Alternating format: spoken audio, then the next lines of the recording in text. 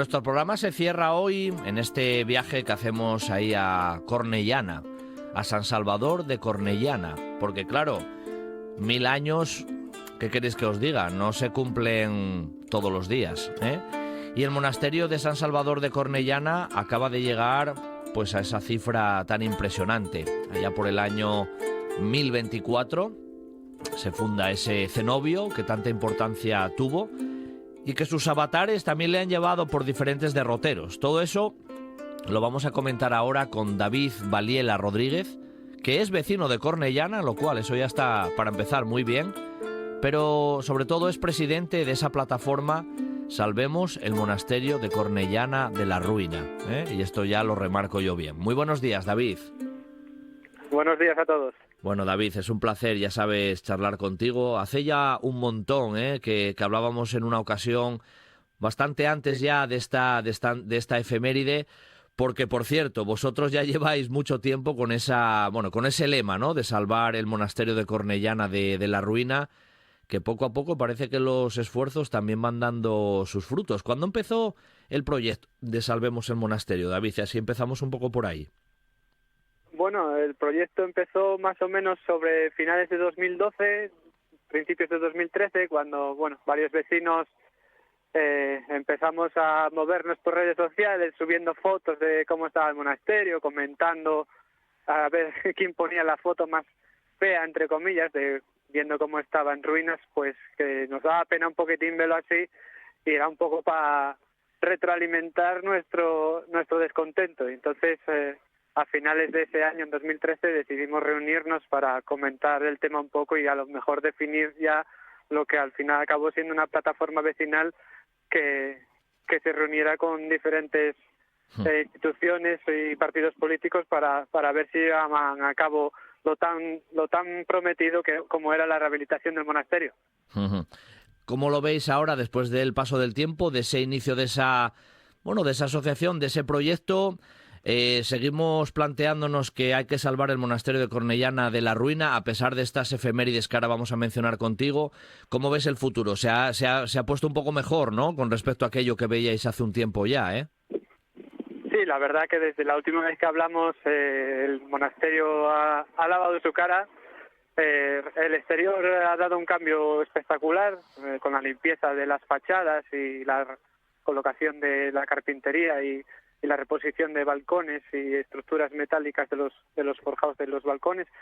Y bueno, como bien dices, no vamos a parar en nuestro cometido, porque estamos escarmentados en haber parado en la finalización de la obra de la techumbre, y fueron ahí varios años de impasse hasta esta segunda fase de rehabilitación, y no queremos una nueva demora. Entonces seguiremos pendientes de esta segunda fase y esperar a que el Principado, Ayuntamiento y Estado y el Arzobispado definan estos usos finales, que son los necesarios, dar este uso final para llevar a cabo la tercera fase. La verdad que esta segunda fase está mejorando notablemente el monumento, y bueno, con muchísimas ganas de que se termine y que empiece esta tercera y definitiva, y ya poder disfrutar del monumento todos como queremos. Claro. Más o menos, y esto es una pregunta complicada, David, ¿cuándo se plantea que el monasterio esté más o menos ya con esas ideas de proyectos que hay, que esté prácticamente culminado? ¿Hay unas fechas más o menos marcadas en ese calendario? ¿Por dónde van los tiros un poco en ese aspecto? Bueno, esta segunda fase debería de terminar en el primer trimestre del año que viene. Nos iríamos a 2025, si se hubiera la posibilidad de tener suerte y que llegaran al acuerdo de usos finales y redactar esa tercera fase. Pues bueno, yo siento a lo mejor positivo y me iría a 2027 seguramente. Y esperemos que todos lleguemos allí para verlo. ¿Está claro ya ese tema de usos finales o todavía eso hay matices por definir? Bueno, hay matices, sí. Ahora se abrió la puerta de paradores.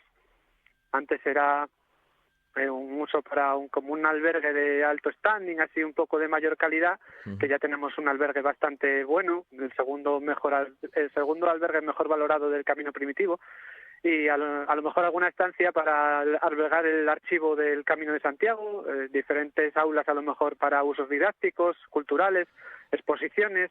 Yo creo que todo lo que se corresponda con la cultura, con las bellas artes o cosas así, es un espacio que podría albergar cualquier tipo de concierto, exposición y demás cosas así culturales, que es lo que a lo mejor falta un poco en la zona.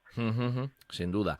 Yo que a veces barro un poco para ámbitos por los que yo también me muevo, el tema de las visitas turísticas interiores y todo eso, ¿lo ves factible? Porque algunas ahora se han hecho, pero se plantea, bueno, que en un futuro eso sea también un punto de interés, que se puedan hacer visitas guiadas, que haya un recorrido más o menos de la historia del edificio, que se pueda visitar, ¿no? Desde un punto de vista turístico.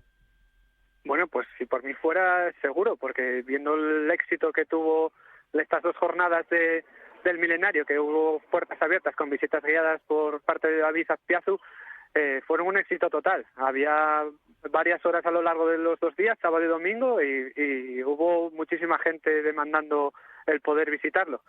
Y aún así que solo se pudo acceder al piso de abajo del claustro. En cuanto esté completamente rehabilitado, se podría a lo mejor hacer esa visita guiada y en alguna de las estancias pues poner un tipo de museo de Cluny, como hablamos últimamente con la Fundación Cluny, que está intentando presentar la propuesta de candidatura del Patrimonio de la Humanidad de la Orden Cluny. Entonces intentar incluir a Cornellana como fue punto de vida de esa orden, y a lo mejor es hacer una aula didáctica con diferentes motivos, vestimentas de la Edad Media, esa misma orden Cluny, benedictinos, traer algunas cocinas a lo mejor de archivo, no sé, hacer réplicas de arqueología que salió del monasterio, no sé, todo lo que sea, Claro. para que sea una visita, aparte de ver el monumento, que haya algo también, algún aula con proyecciones y demás, no sé, audiovisuales. Hay muchas cosas seguro en ese aspecto todavía hoy con las nuevas tecnologías por hacer, eso está Bueno, claro. como ves, yo lo desarrollo mentalmente. Claro que sí, por supuesto, por supuesto. Lo veo. Ya... Veo una demanda alta de turismo y de peregrinos que mismamente cuando pernoctan allí quieren visitar el monasterio y la iglesia también, porque la iglesia no la dejemos aparte, que es preciosa. Los 3 ábsides monumentales y bueno, la iglesia es preciosa también. Claro que sí, esa referencia seguro, que igual que tú lo ves, los oyentes lo estaban viendo ahora también, que tal cual lo expresabas, y ojalá eso se pueda plasmar, ¿no? Bueno, 1000 años, decía yo ahora en la entrada, antes de presentarte, David, 1000 años no se cumplen todos los días, ¿eh? Y eso ha habido que celebrarlo y es una historia tremenda porque el monasterio de San Salvador de Cornellana hace 1000 años fue un auténtico referente monástico en esa zona, vamos a decir, centro-occidental de Asturias. Sí, tuvo muchísimo poder. Bueno, desde la fundación por la infanta Cristina Bermúdez, pues se hizo un núcleo de poder ahí bastante fuerte, sobre todo con su bisnieto Suero, el conde Suero y Enderquina, que reunificaron todo ese patrimonio que tenían disperso a la muerte de Cristina, y él encima era un hombre con mucho poder en Asturias. La zona occidental asturiana prácticamente estaba en su vigilancia. Era un hombre fuerte del reino y le dio mucho poder. Después cedió el monasterio a la Orden Cluny, que en ese momento también era una de las órdenes religiosas más potentes de Europa, con mucho bagaje cultural y religioso, y bueno, la confirmación del coto por parte del rey pues le dio el respaldo necesario, y la verdad que tenía posesiones hasta fuera de la provincia. Entonces Cornellana siempre fue un núcleo de poder hasta, digamos, cerca de la desamortización de Mendizábal. Claro, claro. Digamos que a veces los monasterios no nos percatamos, no es el edificio en sí, es el edificio y muchas más cosas que lo rodean y muchas cuestiones jurídicas, territoriales, muchos agentes ahí por el medio, auténticos casi organizadores del espacio directamente, David. Sí, además, bueno, que contribuyen también a la cultura y al desarrollo de la agricultura, de la ganadería. No nos limitemos simplemente a pensar que era un núcleo de religión estricto, que también generaba beneficio a la sociedad, y bueno, que de esos buenos haceres, además de artesanos a los que generaron ese edificio, les podemos dar las gracias, porque ahora mismo podemos disfrutar de un monumento que con 1000 años pocos sitios tienen. Encima, como bien decías, los 1000 años, es que encima tenemos el papel redactado que pocos sitios tienen con la fundación, que está el documento fundacional existe, vamos, no es una fecha baladí que se haya puesto porque sí. El 31 de mayo de 2024 constan los papeles. Entonces, hay una extensa bibliografía, además de Cornellana, repartida por muchos archivos, y bueno, a lo mejor se podría, si no reunificar esos archivos, pues sus copias, y a lo mejor, como comentaba antes, hacer como un archivo en Cornellana de originales u facsímiles. Claro, claro. Ahí hubo relación, como tú ya mencionabas antes, con Cluny, que ya hablamos con Zoilo, que también pasó por ahí, lo tuvimos en el Bueno, programa, siempre tema muy muy interesante. Y la propia intervención del obispado de Oviedo. Ahí hay una serie de donaciones, aunque ahí por el medio está el obispo Pelayo también, que bueno, tenía también sus objetivos, vamos a decir, para la diócesis importantes, o el inventario de Don Gutiérrez. Hay una serie de referencias muy importantes al monasterio a lo largo del tiempo, David. Hay buena documentación, como tú bien decías. Sí, todo eso que comentas, y no nos olvidemos de las visitas de jovellanos, que pasaba semanas enteras en Cornellana, además de visitar, o sea, usarlo como punto neurálgico para sus movimientos por la zona. Se pasará las jornadas estudiando y leyendo y describiendo la biblioteca que había en Cornellana y demás. Fue una visita, yo creo que bastante reseñable, y de la que podríamos a lo mejor dedicar alguna jornada también para este milenario. Eso seguro. Porque, bueno, Jovellanos es un personaje ilustre en iba a decir en nuestra provincia, pero en España entera, vaya. Por supuesto, por supuesto. Y eso. son visitas que son de reseñar. Eso es verdad, eso es verdad. La extensa documentación, ya te digo, a lo mejor hay hasta muchísima información que desconocemos, porque a lo largo de este milenario se están escribiendo nueva documentación, estudiando diversidad de cosas, y es muy fascinante descubrir cosas que parece que todos damos por hecho, que sabemos ya el ABC del monasterio de Cornellana, y todavía quedan muchísimas cosas por descubrir. Uh-huh. El monasterio ha pasado por varias fases, como ya bien conocemos. Desde tu punto de vista, David, ¿cuál sería el momento estrella después de la propia? ¿Sería casi seguidamente después de la propia fundación, o cuando ya Cluny está más por detrás, ahí a partir de ese siglo XII? ¿Dónde colocarías tú tal vez ese esplendor, ¿no?, del propio monasterio, de su influencia? Bueno, pues yo creo que el esplendor, como decía, fue con la llegada de Suero. A mi modo de ver, fue el que reunificó todo el poder, toda esa dispersión que había de propiedades.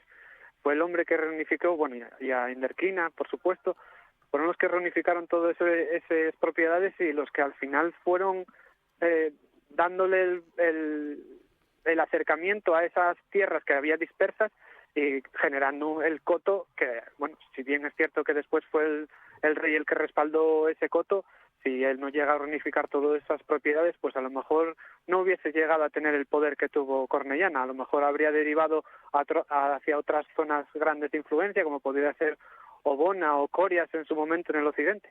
Claro, claro. Oye, se sorprende mucho la gente, y te hablo incluso de los vecinos, ¿no? Tú, como vecino que eres, y de la propia plataforma para salvar de la ruina al monasterio, los vecinos de Cornellana, ¿cómo han ido viviendo también todos estos episodios? Hay alegría, se nota que la gente está muy receptiva, incluso los propios vecinos quieren conocer más la historia de su monasterio, ¿no?, que lo tienen allí delante de casa, como se suele decir. ¿Hay entusiasmo en ese aspecto, David? Sí, hay muchas ganas, hubo muchas ganas del milenario, hay expectación ante cualquier convocatoria a conferencias, los conciertos en la iglesia, que también esa música, escucharla en semejante edificio con ese sonido que además genera, pues es espectacular. Y la respuesta del pueblo y de gente de fuera, que nos quedamos sorprendidos también de que hay mucha gente de casa, pero que hay mucha gente de fuera también que acude a los eventos. Entonces, yo creo que es un edificio a lo mejor apartado de las grandes ciudades, desconocido para muchos, Y me imagino que el que no conozca una vez y encima lo conozca en estos momentos, le interesará mucho en cuanto esté rehabilitado volver a visitarlo y disfrutar de todo lo que podremos hacer en el futuro, espero. ¿Cuál es la parte más antigua que conserva el edificio? ¿De los orígenes queda algún vestigio o lo que hoy vamos viendo son reformas posteriores que también fue teniendo el edificio? ¿Cuál es la parte más antigua que conserva prácticamente lo que es el monasterio, David? Bueno, hay estudios arqueológicos detrás de los ábsides que ya datan una anterior edificación prerrománica seguramente, pero conservado lo que hay son la torre antigua, como llamamos en el pueblo, que es la torre románica, los ábsides de la iglesia y la puerta de la Osa, de la leyenda de la Osa, que está colocada ahora mismo en la entrada del albergue de peregrinos. Y esas zonas son las más antiguas. Después, bueno, ya vino la reforma benedictina en la iglesia para elevar la altura y el cambio completo del claustro románico en el monasterio por el barroco y el adosamiento de la fachada. Y bueno, son dos estilos arquitectónicos quizás muy diferentes, pero que emplastan muy bien. O sea, yo ya lo tengo, a lo mejor es una imagen que tengo yo vista de diario y no me disgusta esa combinación de estilos, pero bueno, es un poco chocante, pero a la vez no me desagrada en absoluto, vaya. Claro. Oye, mencionabas la leyenda de la Osa y es la última pregunta que te hago. ¿Esa leyenda qué contaba, así brevemente, David? Bueno, pues que en su momento la infanta Cristina, cuando estaba al cuidado estaban al cuidado de ella, se escapó por los montes ahí de Doriga, cruzó el río, pues bueno, no se sabe muy bien por dónde fue. Toda esta gente que estaba a su cargo se asustó, acudió todo el pueblo en su búsqueda y bueno, tras el paso de las horas la encontraron ahí en una zona arbolada y había un oso rondándola y estaban aterrorizados pensando en que la había devorado y demás, pero bueno, cuando se acercaron con malas intenciones hacia la osa, vieron que realmente la estaba cuidando y amamantando y de ahí ella le quedó la cosa del sitio donde le pasó tal acontecimiento, entonces fue donde ella en su momento acudió a hacer donación de todas sus propiedades para fundar el monasterio en el sitio donde a ella le había salvado la vida la Osa. Eso cuenta la leyenda, más o menos. El 31 de mayo del 1024 nacía ese monasterio de San Salvador de Cornellana, que hace, pues nada, lo dicho, muy poquito, cumplía nada más y nada menos que 1000 años, con esa plataforma también por detrás donde su presidente, David Valiela, Salvemos el Monasterio de Cornellana de la Ruina, han tenido un papel muy trascendente para que hoy el monasterio vaya por esos derroteros de conservación y que en muy poquito tiempo lo tengamos ahí a pleno rendimiento, donde la historia y el arte se mezclan, y una de esas joyas monumentales que tenemos en Asturias, en ese entorno de Cornellana, en la zona de Salas. Así que, David, invito a todos nuestros oyentes que se acerquen, que se pasen por ese entorno siempre precioso, que nunca deja indiferente, del monasterio de San Salvador de Cornellana, con sus 1000 años de historia. David, un abrazo fuerte y un abrazo nada, muy fuerte. Hasta muy pronto. Gracias. Gracias a vosotros por la difusión.